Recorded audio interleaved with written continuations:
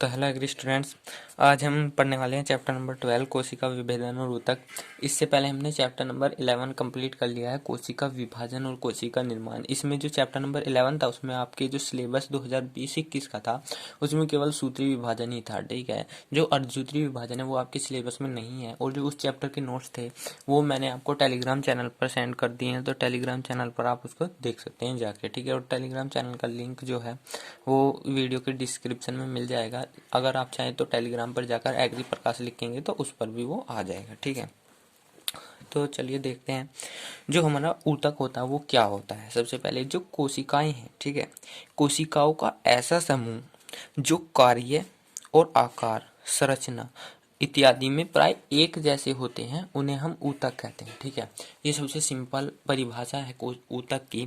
जो ऊतक होते हैं वो कोशिकाओं का ऐसा समूह है जो कोशिकाएं समान कार्य करती हैं और आकार और संरचना इन सारी चीजों में जो है समान होती हैं, ऐसी समूह को, ऐसी कोशिकाओं के समूह को हम ऊतक कहते हैं। ठीक है, ये हो गई हमारी ऊतक की परिभाषा।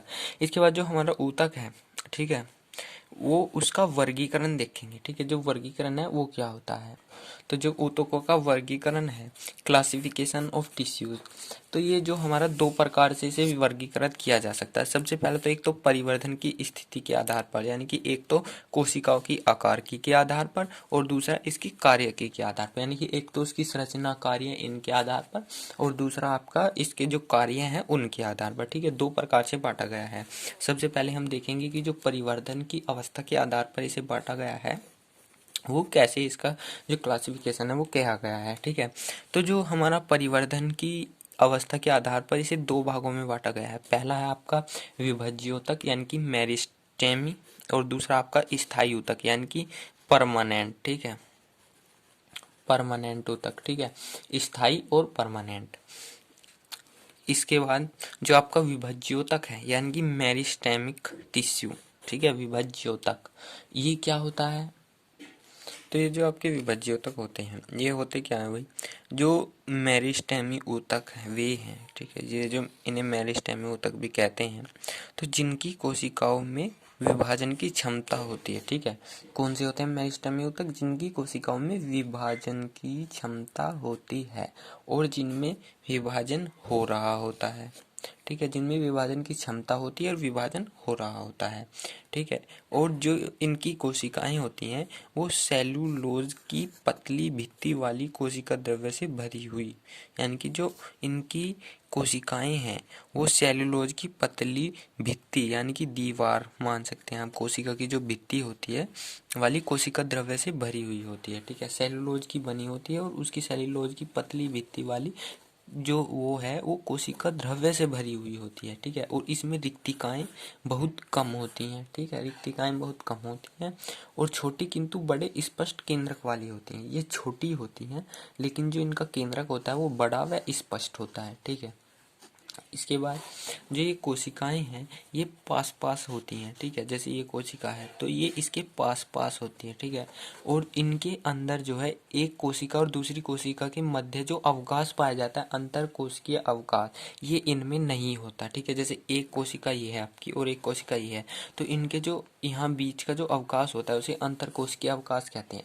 लेकिन वो इन जो ये हमारा विभज्योतक है, इन इस प्रकार की इसकी जो कोशिकाएं होती हैं उनमें ये अंतर कोशिकीय अवकाश नहीं पाया जाता। ठीक, इसके बाद जो ये ऊतक है, ठीक है, इन कोशिकाओं के जो विभज्योतक की कोशिकाएं होती हैं, इन कोशिकाओं के विभाजन, परिवर्धन और वृद्धि के बाद ही जो है हमारा स्थायी ऊतक बनते हैं। ठीक है, जो हमने बताया अभी परिवर्धन की अवस्था के आधार पर कितने प्रकार के होते हैं, विभज्योतक, मेरिस्टेम ऊतक और स्थायी ऊतक। अब ये जो विभज्योतक होते हैं, मेरिस्टेमेटिक टिश्यूज, ये भी आपके कई प्रकार के होते हैं। ठीक है, ये दिखाता हूँ मैं, ये देखिए ये आपके ऊतक हैं। ठीक है, जो अभी मैंने बताया ऊतक कितने प्रकार के होते हैं आपके, दो प्रकार के, एक परिवर्धन की अवस्था के आधार पर, एक आपका कार्य के आधार पर, दो हो गए। इसके बाद जो आपके परिवर्धन की अवस्था के आधार पर हम पढ़ रहे थे, ठीक है, तो जो हमारा परिवर्धन की अवस्था के आधार पर है वो पहला आपका विभज्य ऊतक था, दूसरा आपका स्थायी यानी परमानेंट ऊतक था।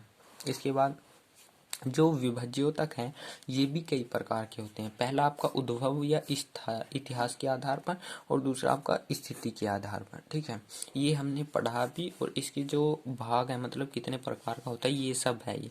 ठीक है, पहला उद्भव के इतिहास के आधार पर, स्थिति के आधार पर। अगर उद्भव के स्थान इतिहास के आधार पर देखें तो हम पहला आपका प्राक विभज्योतक, प्राथमिक और द्वितीयक। ठीक है, इसके बाद जो आपका स्थिति के आधार पर होते हैं वो आपके तीन प्रकार के होते हैं। पहला शीर्षस्थ, पार्श्व और अंतर्वेशी। ये आपके लिए इम्पोर्टेंट है, शीर्षस्थ और पार्श्व वाले। इसके बाद जो शीर्षस्थ होते हैं वो मूल और शीर्ष मतलब स्तंभ में होते हैं।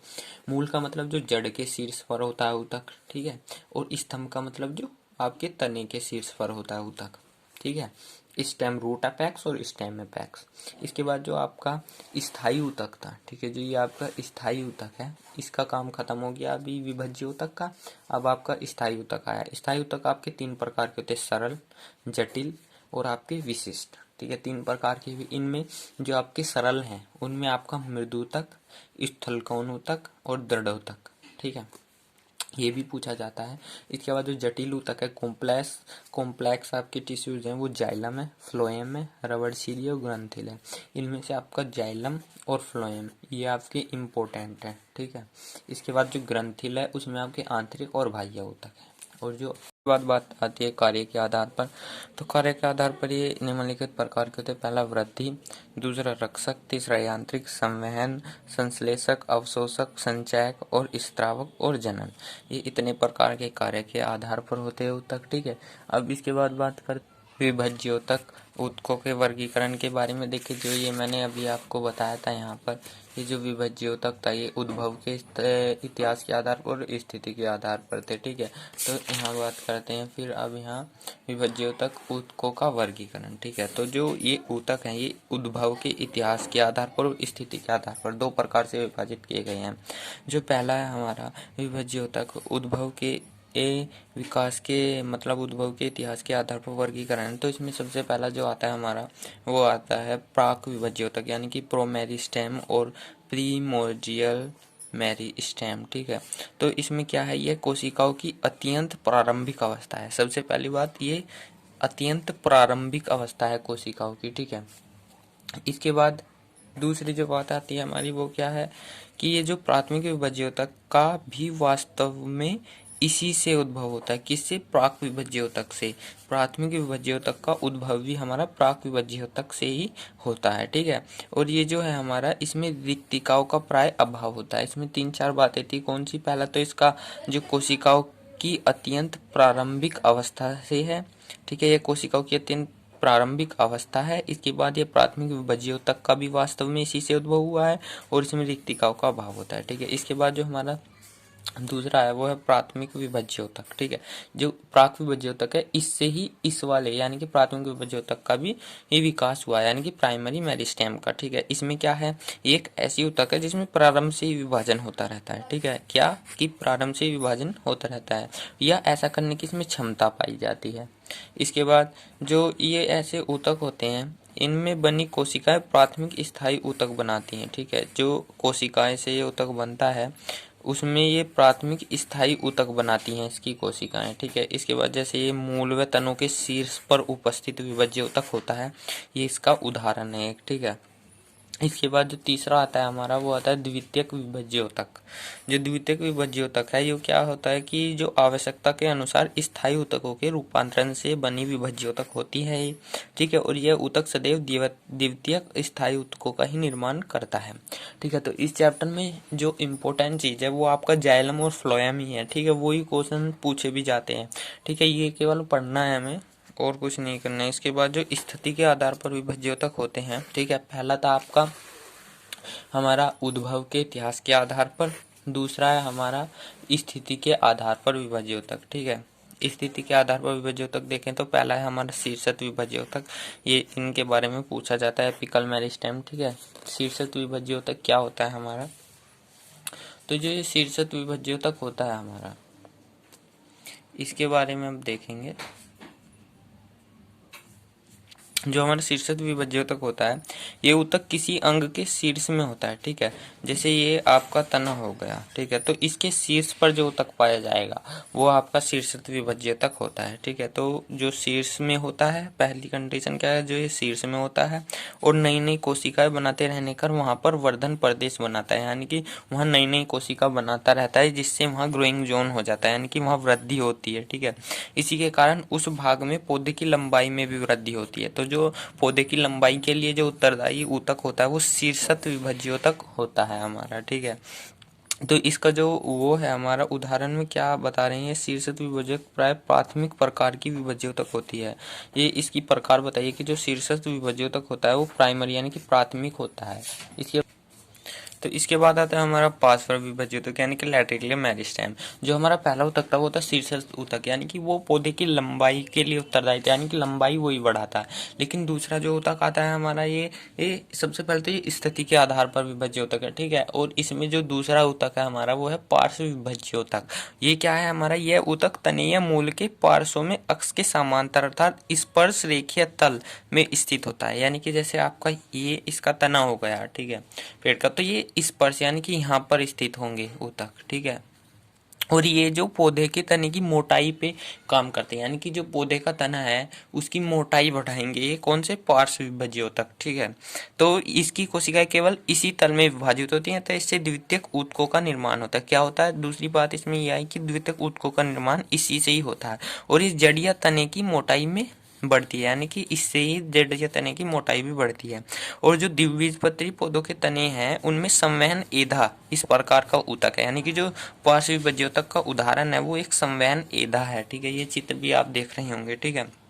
ये इसका हिस्टोजन क्षेत्र है, स्तंभ शीर्ष और मूल शीर्ष, यानी कि जहाँ ये ऊतक पाए जाते हैं वो इसका दिखाया गया है, ठीक है। इसके बाद दूसरी बात करते हैं, जो आपका तीसरा ऊतक है वो है आपका अंतर्वेशी विभज्य ऊतक। पहला था आपका शीर्षस्थ विभज्य ऊतक, दूसरा आपका पार्श्व विभज्य ऊतक और तीसरा है आपका अंतर्वेशी विभज्य ऊतक, यानी कि इंटरकैलरी मेरिस्टेम, ठीक है। ये केवल हमें पढ़नी है, ठीक है। और जो हमारे इंपॉर्टेंट है वो जाइलम और फ्लोएम ही है, ठीक है। उनकी एक अलग वीडियो बनाऊंगा, तो वो बहुत इंपॉर्टेंट है हमारे लिए, ठीक है। जो यह ऊतक होता है हमारा कौन सा, अंतर्वेशी विभज्य ऊतक, ये विभाज्य ऊतक का अलग होकर छूटा हुआ भाग होता है, ठीक है। जो शीर्षस्थ विभज्य ऊतक होता है, जैसे ये शीर्षस्थ विभज्य ऊतक हो गया, तो इसका जो छूटा हुआ भाग होता है वो स्थायी ऊतकों में परिवर्तित न होकर उनके मध्य में रह जाता है, ठीक है। और इस ऊतक के कारण भी पौधे के भागों की लंबाई में वृद्धि होती है, क्योंकि ये शीर्षस्थ विभज्य ऊतक से टूटा हुआ ऊतक है तो सामान्यतः इससे लंबाई भी बढ़ेगी हमारी, ठीक है। तो घासों के पर्वों के आधार पर पुदीने के तने की परसंधियों के नीचे यह ऊतक पाया जाता है। कहाँ पाया जाता है, एक पुदीने के तने की परसंधियों के नीचे, ठीक है। इसके बाद दूसरे देखिए, हमने यहाँ बात करी विभज्योतक की। विभज्योतक में हमने उद्भव के स्थान पर हमारे प्राक विभज्योतक पढ़ लिया, प्राथमिक विभज्योतक, द्वितीयक विभज्योतक। स्थिति के आधार पर पढ़ी हमने शीर्षक, पार्श्व और अंतर्वेशी। और अब पढ़ेंगे हम परमानेंट, ठीक है, स्थायी ऊतक, ठीक है। तो स्थायी ऊतक में यहाँ आ जाते हैं, सबसे पहले ये है हमारे स्थायी विभज्योतक, ठीक है। देखिए अब आए हैं हम स्थायी ऊतक पर, ठीक है, स्थायी परमानेंट ऊतक पर। इसमें हम सरल वाले को अभी पढ़ेंगे, ठीक है, सरल वाले को, जिसमें मृदु ऊतक, स्थूल ऊतक और दृढ़ ऊतक है, ठीक है। और जो हमारा जटिल है, कॉम्प्लेक्स ऊतक है, यानी कि जाइलम फ्लोएम, जो ये हैं, ये दोनों ही हमारे लिए इंपॉर्टेंट है, तो इनके लिए एक अलग वीडियो बनाएंगे, लेकिन जो ये हैं ये इसी वीडियो में कंप्लीट कर लेते हैं, ठीक है। तो चलिए देख, तो देखिए जो हमारा स्थायी ऊतक है वो क्या है, ये बनता कैसे है। सबसे पहले ये देखिए, सभी स्थायी ऊतक प्राथमिक विभज्य ऊतक, यानी कि प्राथमिक विभज्य ऊतक के मैं आपको बारे में बता चुका हूँ, जो हमारा विभज्य ऊतक में आता है, ठीक है। जो विभज्य ऊतक में आया था हमारा प्राथमिक विभज्य ऊतक, इससे बनी। और जो ये प्राथमिक विभज्य ऊतक है ये कैसे बनता है, ये हमारा बनता है प्राक विभज्य ऊतक से, ठीक है, अभी हमने बताया था। तो प्राथमिक विभज्य ऊतक से बनी कोशिकाओं में वृद्धि तथा ऊतक विभेदन के कारण ये बनता है। किससे बनता है, प्राथमिक विभज्य ऊतक से बनी कोशिकाओं में वृद्धि और ऊतक विभेदन के कारण ये बनता है। इसके बाद इन ऊतकों की कोशिकाएं निश्चित रूप से धारण कर लेती हैं और इनमें विभाजन नहीं होता, ठीक है। सबसे मोस्ट इंपोर्टेंट बात है कि इसमें विभाजन नहीं होता स्थायी ऊतकों में, ठीक है। और जो जिन ऊतकों से ये ऊतक बने होते हैं वे जीवित तथा मृत दोनों ही प्रकार के हो सकते हैं, यानी कि जो मृत ऊतक होते हैं उनसे भी ये बन सकते हैं और जीवित ऊतक होते हैं उनसे भी ये बन सकते हैं। और जो इन कोशिकाओं की भित्तियां पतली सामान्य अथवा मोटी हो सकती हैं, यानी कि पतली भी हो सकती हैं और मोटी भी हो सकती हैं। इसके बाद जो स्थायी ऊतकों का वर्गीकरण है हमारा, वो 3 प्रकार से किया जा सकता है। पहला साधारण या सरल ऊतक, दूसरा हमारा जटिल ऊतक और तीसरा हमारा विशिष्ट ऊतक। तो इस वाली वीडियो में हम पढ़ेंगे साधारण या सरल ऊतक, ठीक है। और जो हमारा ये जटिल ऊतक है, कॉम्प्लेक्स ऊतक है, ये हमारे लिए इंपॉर्टेंट है, तो ये हम नेक्स्ट वीडियो में पढ़ेंगे। तो जो हमारा साधारण या सरल ऊतक है, ये क्या होता है हमारा, जो होता है ये एक, तो सबसे पहली बात तो ये स्थायी ऊतक सरल प्रकार के होते हैं, ठीक है। इसके नाम से ही हमें पता चल रहा है कि एक सरल ऊतक है, ठीक है। तो सबसे पहले तो ये सरल प्रकार के होते हैं। इसके बाद ये एक ऊतक समूह में एक ही प्रकार की कोशिकाएं होती हैं। ऐसा नहीं है कि अलग अलग प्रकार की कोशिकाएं हो जाएंगी, इसमें एक ही प्रकार की कोशिकाएं पाई जाएंगी। जैसे उद्गम के स्थान पर, यानी कि ओरिजिन हो गया कोशिका का, संरचना हो गई कोशिका की, ये हमारे कार्य हो गए। तो इन सभी चीजों में जो है समान प्रकार की कोशिकाएं इस ऊतक में पाई जाती हैं, ठीक है। तो जो सरल ऊतक होता है हमारा निम्नलिखित प्रकार का होता है। पहला होता है हमारा मृदु ऊतक, ठीक है। ये हमारा 3 प्रकार का होता है, साधारण या सरल ऊतक। पहला मृदु ऊतक, फिर दृढ़ ऊतक और एक स्थल कोण ऊतक होता है, ठीक है। तो सबसे पहला जो मृदु ऊतक होता है हमारा, इसके बारे में हम पढ़ लेते हैं। तो जो मृदु ऊतक होता है वो क्या होता है, तो ये जो मृदु ऊतक होता है हमारा, यह ऊतक प्राय समव्यासी जीवित कोशिकाओं का समूह है। यानी कि क्या, जो समव्यासी यानी कि जिसके व्यास समान हो, ठीक है, आइसोडाइमेट्रिक, जिनके व्यास कोशिकाओं के समान है, ऐसी कोशिकाओं का समूह है। ऐसी जीवित और मृत नहीं, जीवित कोशिकाओं का ऐसा समूह है, ठीक है।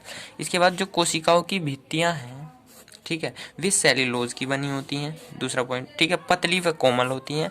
और कोशिकाएं गोल, अंडाकार, बहुभुजी हो सकती हैं, ठीक है। और इन कोशिकाओं के समूह में अंतरकोशिकीय स्थान पाया जाता है, ठीक है। जो पहला मैंने बताया था आपको, उसमें अंतरकोशिकीय स्थान पाया नहीं जाता, लेकिन इसमें पाया जाएगा। देखिए ये रहा, ठीक है, ये रहा, ये अंतरकोशिकीय स्थान है। इसमें समूह की कोशिकाएं एक आकार, कार्य तथा अंतरकोशीय अवकाश के आधार पर इनको कई नामों से पुकारते हैं। कैसा, ठीक है ना, कई नामों से पुकारते हैं। जैसे कोमल भागों में पाया जाता है, जैसे तने, ठीक है, जैसे हमारा तने में पाया जाएगा। तो मूल, पत्तियों, पुष्पों व फलों के मांसल भागों में पाया जाता है। और इस ऊतक की कोशिकाओं, ठीक है, इस ऊतक की कोशिकाओं में आवश्यकता अनुसार विभाजन की क्षमता भी पाई जाती है। किसमें, मृदु ऊतक में विभाजन की क्षमता भी आवश्यकता अनुसार पाई जाती है। इसके बाद इसका जो मुख्य कार्य होता है वो जल तथा खाक संचय करना होता है, ठीक है। इसके बाद जो ये ऊतक है सामान्य मृदु ऊतक, इनके अतिरिक्त निम्नलिखित उदाहरण महत्वपूर्ण है। तो जो उदाहरण है इसके वो कौन से, पहला तो आपका कोलेनकाइमा, दूसरा है आपका एरेनकाइमा और तीसरा है आपका तारकाकाय ऊतक और चौथा है आपका प्रेसेनकाइमा, ठीक है। ये ही है इसके। जो क्लोरेनकाइमा है, ये क्या है भाई, ये जो ऊतक है, ये ऊतक प्रमुख रूप से भोजन निर्माण अथवा प्रकाश संश्लेषण, ठीक है, फोटोसिंथेसिस का कार्य करता है। अतः इस ऊतक को कोलेनकाइमा कहलाता है, ठीक है। जो कोलेनकाइमा है हमारा, वो चित्र में देखें आप, ये ए वाला चित्र, ये कोलेनकाइमा है, ठीक है। और ये जो आपका बी वाला है, ये आपका कोलेनकाइमा है। इसके बाद जो हमारा एरेनकाइमा है, वो क्या है भाई, जो ऊतक में वायु कोश लेते हैं, तो यह ऊतक स्पंजी हो जाता है। देखिए कैसे, जब मृदुत की कोशिकाओं के अंतर कोशिकीय अवकाश अत्यधिक बढ़ जाते हैं, ठीक है, जो अंतर कोशिकीय अवकाश होते हैं, जैसे ये अवकाश है, ठीक है, तो ये जब अवकाश क्या होता है, ये जो अत्यधिक बढ़ जाते हैं, कौन से, अंतर कोश के अवकाश, जो कोशिका के अंदर अवकाश होता है दो कोशिकाओं के बीच, तो जब ये बड़े बड़े हो जाते हैं, अत्यधिक बढ़ जाता है अवकाश, तो बड़े बड़े हो जाते हैं, तो ऊतक में वायु कोष्ठ बना लेते हैं, तो ये ऊतक स्पंजी हो जाता है। और ऐसे मृदुतक को ही हम एरेनकाइमा कहते हैं, ठीक है। और एरेनकाइमा है का हमारा, देखिए ये डी वाला, यहाँ अंतर कोश के अवकाश बहुत ज़्यादा हो गया है, ठीक है, तो इसलिए ये हमारा एरेनकाइम है। इसके बाद जो हमारा एक ऊतक होता है तारकाकार ऊतक, ठीक है। जो ताराकार ऊतक होता है हमारा, ताराकार ऊतक यानी कि सैटेलाइट टिश्यू, ठीक है, स्टेलाइट टिश्यू। इस प्रकार की ऊतक की कोशिकाओं में अनेक लंबे प्रवर्धन होने के कारण ये आकार में सितारों की तरह हमारे दिखाई पड़ते हैं। इस ऊतक में वायु कोष्ठों की संख्या भी नियमित होती है। अनेक जलीय पौधे, केले की पत्ती के वृंत आदि में इस प्रकार के ऊतक पाए जाते हैं। जैसे आप सी देख रहे होंगे इसमें, ये वाला जैसे आप लग रहा होगा जैसे किसकी तरह हो गए हैं, ये हमारे सितारों की तरह दिखाई पड़ रहे हैं, ठीक है। तो तारका। इसके बाद जो हमारा लास्ट ऊतक है इसका, वो है हमारा प्रेसेनकाइमा। जब मृदु ऊतक में कोशिकाओं की लंबाई उनकी चौड़ाई की अपेक्षा, जो चौड़ाई है, जैसे ये लंबाई है, ठीक है, ये जैसे ये लंबाई है, ठीक है, ये लंबाई है, चौड़ाई, लंबाई जो होती है उनकी चौड़ाई की अपेक्षा अधिक होती है, यानी कि चौड़ाई तो आप मान लीजिए इतनी है और लंबाई इसकी अधिक है, तो ये प्रेसेनकाइमा कहलाते हैं, ठीक है। तथा ऊतक को प्रेसेनकाइमा कहते हैं। जो हमारे लंबाई अधिक हो जाती है और चौड़ाई कम हो जाती है, तो इन्हें हम कहते हैं प्रेसेनकाइमेट्स। क्या कहते हैं? प्रेसेनकाइमेट्स। और ये ऊतक कहलाते हैं हमारे प्रेसेनकाइमा। और मृदुतक के कार्य देख लेते हैं हम। तो मृदुतक के कार्य क्या होते हैं? तो वो कार्य जो हैं वो ये हैं, ठीक है। पहला, मृदुतक का मुख्य कार्य जो होता है हमारा, जल तथा खाद्य पदार्थों को संचित करना होता है। दूसरा कार्य क्या होता है? ये प्रकाश संश्लेषण और खाद बनाना होता है, ठीक है।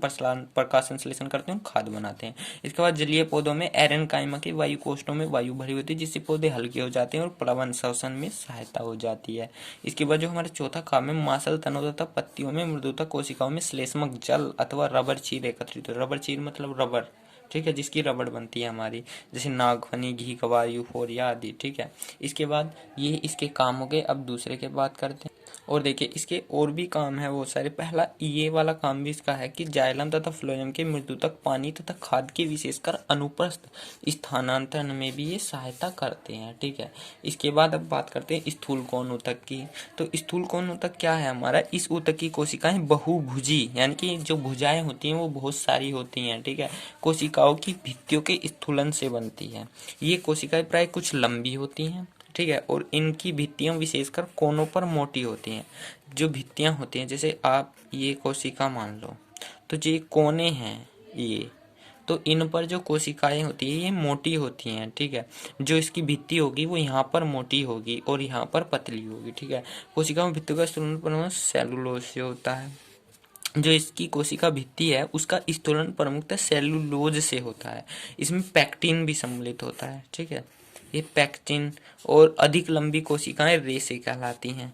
बस इसके बाद जो हमारे ये स्थूल कोण ऊतक हैं, ये जो है हमारे द्विबीजपत्री तने में, ठीक है, द्विबीजपत्री में तने की अर्धास्तवचा में पाया जाता है, यानी कि हाइपोडर्मिस में पाया जाता है, ठीक है। इसके बाद जो हमारे स्थूल कोण ऊतक के कार्य हैं वो क्या हैं? पहला हमारा पौधों के शाकीय व कोमल भागों को प्राथमिक यांत्रिक शक्ति तथा लचीलापन प्रदान करता है। क्या करता है?